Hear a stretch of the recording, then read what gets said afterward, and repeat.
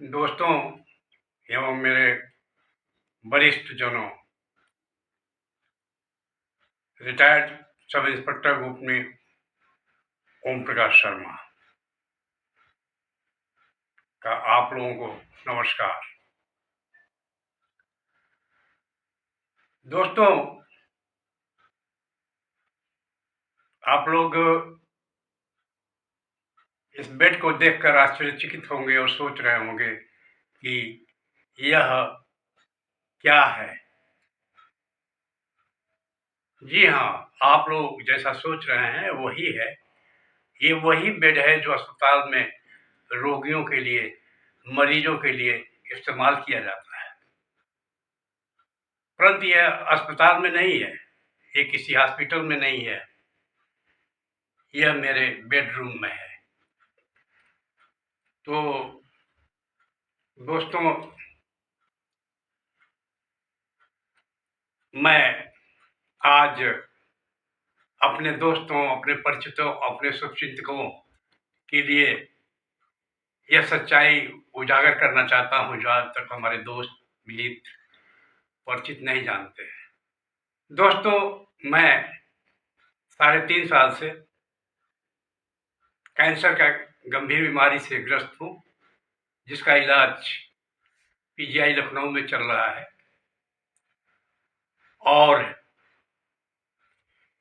इस बेड का उपयोग मेरे द्वारा किया जाता है। तो इस गंभीर बीमारी की वजह से मैं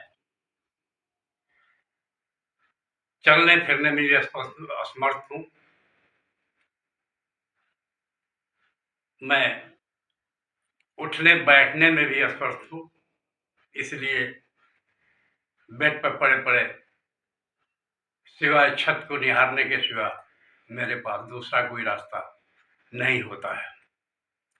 अब दोस्तों, आप लोगों को मैं थोड़ा सा अतीत में लेकर चलता हूँ। यह उस समय की बात है जब मैं सर्विस में था। दोस्तों, अपने सर्विस के 14 वर्ष मैंने जनपद लखनऊ में बिताए, यानी 14 वर्ष मेरी नियुक्ति जनपद लखनऊ में रही और उस दौरान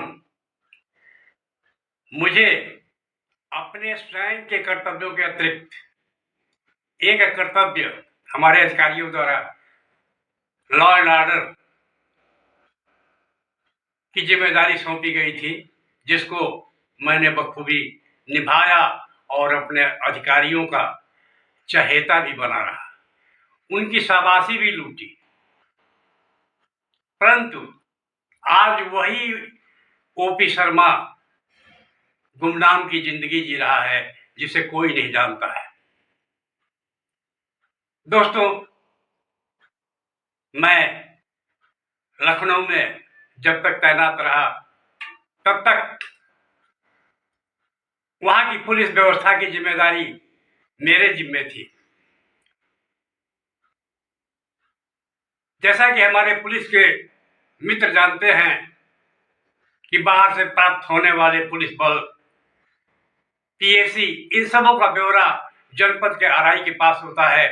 परंतु जनपद लखनऊ में मैं जब तक नियुक्त रहा तब तक बाहर से प्राप्त पीएसी, बाहर से प्राप्त पैरामिलिट्री फोर्स, चाहे वह आरएफ हो, चाहे वह सीआईएसएफ हो, चाहे वह सीआरपीएफ हो, इन सबों का ब्यौरा मेरे पास रहता था और इनके कैंप करने और इनके मूलभूत सुविधाओं को उपलब्ध कराने की जिम्मेदारी मेरी थी। प्रतिदिन लॉ एंड ऑर्डर के हिसाब से इनकी डिप्लॉयमेंट का भार भी मेरे ऊपर ही था। यह कार्य मैं तत्समय के एसपी सिटी शाहबान के पर्यवेक्षण में किया करता था। तो दोस्तों, अब मैं अपने मूल विषय पे आता हूं।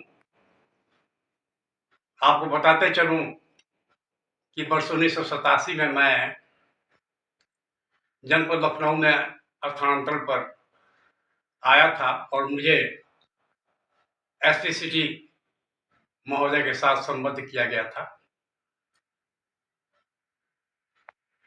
87-88 का वर्ष तो बड़ा ही अच्छा गुजरा। मुझे 8:30-9 बजे तक कार्यालय से छुट्टी मिल जाती थी, परंतु वर्ष 89 के अंत से लखनऊ राजधानी में लॉ एंड ऑर्डर की गंभीर समस्या उत्पन्न होने लगी, क्योंकि भारतीय जनता पार्टी द्वारा राम जन्मभूमि मुक्ति आंदोलन को विशेष रूप से धार दिया गया। और इसके अंतर्गत जहां तक मुझे याद है, लखनऊ की बात मैं कर रहा हूं, लखनऊ में शाम होते ही हर मोहल्ले में अल्लाह अकबर और जय श्री राम के नारे गूंजने लगते थे और वातावरण इतना भयावह हो जाता था कि लोग अपने घरों में दुबक जाते थे। बच्चे डर के मारे घर के बाहर निकलना पसंद नहीं करते। रोड पर मात्र वही लोग दिखाई देते थे जिनके पास आवश्यक कार्य होते थे। खैर, ये चलता रहा और इस अवसर पे हमारे तत्समय के पुलिस अधीक्षक नगर श्री एस सिद्धू साहब ने बहुत ही मेहनत करके स्थिति पर कंट्रोल करने की कोशिश की। यहां तक कि कभी कभी राउंड के दौरान जब वह पैदल ही एक कंपनी पैरामिलिट्री फोर्स लेकर के विभिन्न संवेदनशील मोहल्लों में गश्त करते थे और उस दौरान यदि किसी घरों से विशेष आवाज आती थी तो वह बिना किसी भय के उन घरों में सीधे घुस जाते थे और उन लोगों को शांत करा देते थे। इस कड़ी मेहनत का परिणाम यह हुआ कि उनको एसपी सिटी के पद से हटाकर अन्यत्र स्थानांतरित कर दिया गया। खैर, उनके जाने के बाद हमारे श्री जीपी शर्मा साहब का आगमन हुआ और उन्होंने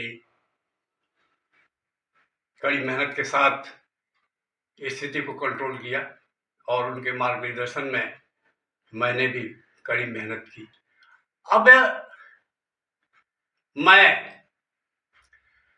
अयोध्या में 22 जनवरी को होने वाले प्रभु राम के प्राण प्रतिष्ठा के संदर्भ में मैं वर्ष 1900 ज्यादा दूर न जाकर के वर्ष 1990 और वर्ष 1992 की घटनाओं का उल्लेख कर रहा हूं, जिनके बारे में आप स्वयं जानते हैं। और उन घटनाओं का उल्लेख करने का मेरा मूल कारण यह है कि आप समझ सकते हैं कि राजधानी में स्थिति क्या रही होगी। दोस्तों, 1990 में 2 नवंबर को जब कार सेवकों की स्थिति फैजाबाद में नियंत्रण के बाहर हो गई तो पुलिस द्वारा कार सेवकों पर गोली चलानी पड़ी और उसमें हमारे 2 कोठारी बंधु शहीद हुए थे। आप समझ सकते हैं कि फैजाबाद से 127 किलोमीटर दूर राजधानी में उस समय स्थिति, उसकी प्रतिक्रिया क्या हुई होगी। परंतु हमने पूरी पुलिस व्यवस्था चुस्त दुस्त पुलिस व्यवस्था के माध्यम से स्थिति पर पुलिस अधीक्षक नगर महोदय के निर्देशन में कंट्रोल किया गया। ऐसे ही 1992 में जब माननीय भारतीय जनता पार्टी की पहली सरकार बनी थी और स्वर्गीय श्री कल्याण सिंह जी प्रथम मुख्यमंत्री बने थे। उस समय भी कार सेवक अयोध्या में इकट्ठे हो गए थे और उनके द्वारा बाबरी मस्जिद के समीप पहुंचकर उसको नुकसान पहुंचाने का प्रयास किया गया और उसमें उसको नुकसान से बचाने में वहां जिला प्रशासन और पुलिस प्रशासन सक्षम नहीं हो पाया, जिसका नतीजा ये रहा कि 6 दिसंबर 1992 को बाबरी मस्जिद ढहा दी गई। मुझे याद है कि 2-2:30 बजे का समय रहा होगा। उस समय पुलिस अधीक्षक नगर के पद पर नियुक्त श्री रतूड़ी साहब लखनऊ शहर में भ्रमण करते हुए वो कार्यालय में पहुंचे और उन्होंने मुझे ऑफिस में आते ही घंटी बजाई और मैं पहुंचा तो उन्होंने बड़ा ही आश्चर्यचकित होकर कहा कि मालूम है बाबरी मस्जिद ढहा दी गई। मैं उनके चेहरे का भाव पढ़ सकता था और उनके चेहरे के तनाव को देख करके मैंने कहा सर अब तो जो होना था हो गया, अब तो स्थिति को कंट्रोल ही करना हम लोगों के लिए सबसे आवश्यक है।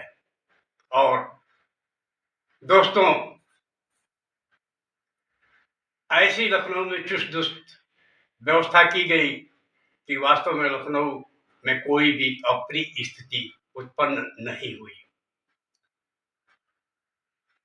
तो दोस्तों, मैं यह कहानी इसलिए बता रहा हूं कि लखनऊ में जो पुलिस व्यवस्था का दायित्व तो मेरे ऊपर दिया गया था उसको मैंने बखूबी निभाया और यह क्रम 1 साल नहीं चला बल्कि 14 साल चला।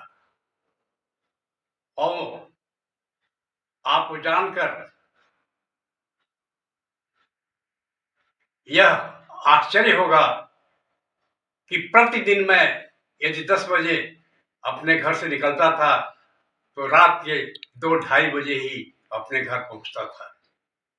मुझे ये कहने में कोई गुरेज नहीं है कि प्रतिदिन मुझे 5 घंटे से अधिक सोने को नहीं मिलता था, जिसका और इतना बैठने के कारण मेरा स्वास्थ्य खराब हुआ और मैं न्यूरो संबंधी प्रॉब्लम का शिकार हुआ।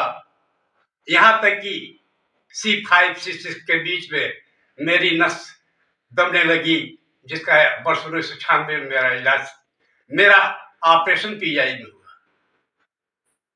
उसके बाद मैं लखनऊ से अन्यत्र हटने का प्रयास किया, परंतु मेरा स्थानांतरण होता था और कब रुक जाता था मुझे पता नहीं चलता था, क्योंकि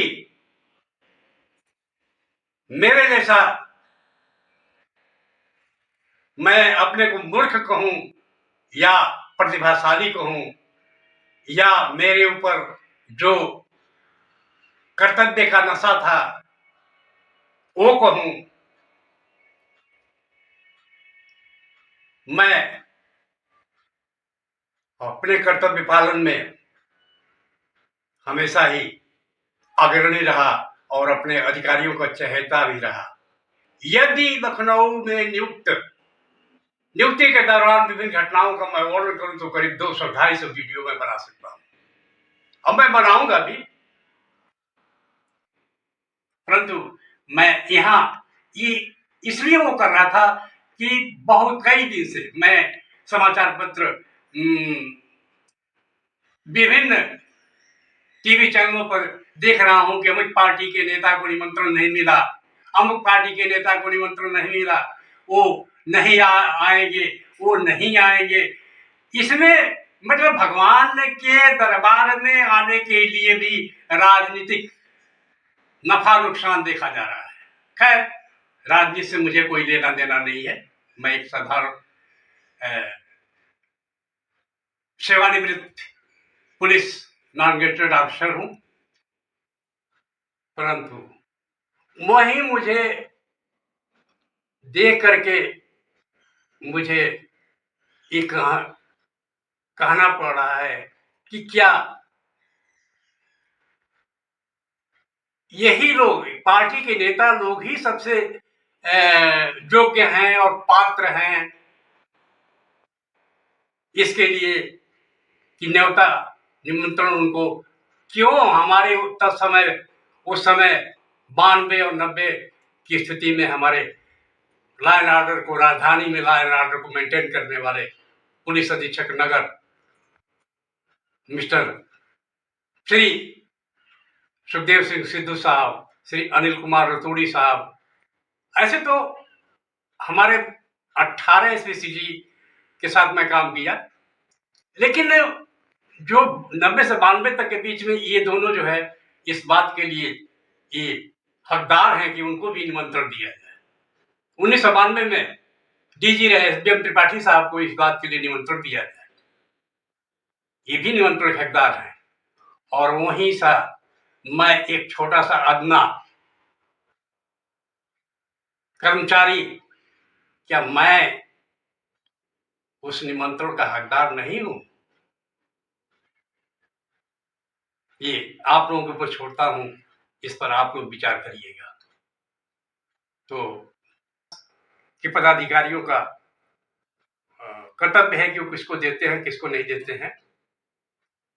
लेकिन दोस्तों, जैसा कि मैं बता चुका हूं कि मैं 3.5 साल से कैंसर की मरीज हूं और गुमनामियों में जी रहा हूं, बिस्तर पर पड़े पड़े छत को निहारता हूं, परंतु मेरे मन में भी प्रोग्राम के दर्शन करने की लालसा है। क्या उत्तर प्रदेश शासन मुझे ये दर्शन कराने की कृपा करेगी? मैं उत्तर प्रदेश शासन से यह निवेदन भी करता हूं कि मेरे लिए यदि वह एक साइकिल या व्हील चेयर उपलब्ध करा दे तो शायद उस पर बैठकर मैं, यदि उस दिन अयोध्या न पहुंच पाऊं तो अपने आवास के नजदीकी मंदिर में जाकर के प्रभु राम का दर्शन कर सकूं और उनके नाम का कुछ देर जप करने के बाद पुनः अपने उन्हीं बिस्तर पर, जिस पर 3.5 साल से लेट करके मैं छत को देखा करता हूं, पुनः उसी बिस्तर पर आ जाऊंगा। तो दोस्तों, मैं इसी बात को लेकर के हम अपनी बात खत्म करता हूं। जय हिंद।